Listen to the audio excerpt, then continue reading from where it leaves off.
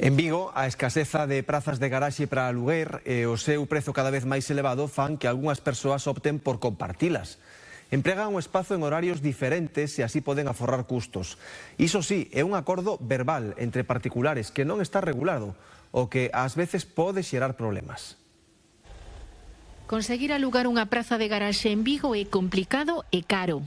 Cada vez hai máis coches e a oferta pois vai disminuindo porque as necesidades de mobilidade pois van aumentando e cada vez hai menos prazas de garaxe, os prezos do alugueiro han subido. Ante problemas, solucións. Por iso moitos particulares buscan opcións como a de compartir praza. Xa que hai xente que simplemente por o mero feito de vir ao centro a traballar e a súa vez propietarios que vanse fora nun horario de mañán ou de media tarde, pois buscan ocios para que esa praza de garaxe este ocupada pois por outra persoa. Soen adoptarse estas situacións en zonas céntricas. Complicado é conseguir prazas baratas. Para encontrar unha praza que fora asequible, comparto con outra persona.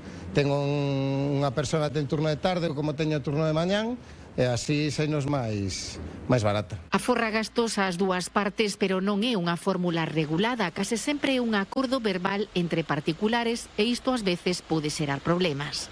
Un beneficio, un ingreso que axuda a pagar o IBI da praza de garaxe ou incluso a comunidade, pero que ás veces poden entrar algún risco en canto a seguro da comunidade, que a comunidade regule ou non o acepte pois estas fórmulas, os accesos, ás veces, claro, hai que deixar un mando, unha chave. Nos últimos 3 anos o custo dunha praza de garaxe en Vigo incrementouse nun 30%. No centro da cidade xa é complicado alugar unha por menos de 100 euros ao mes.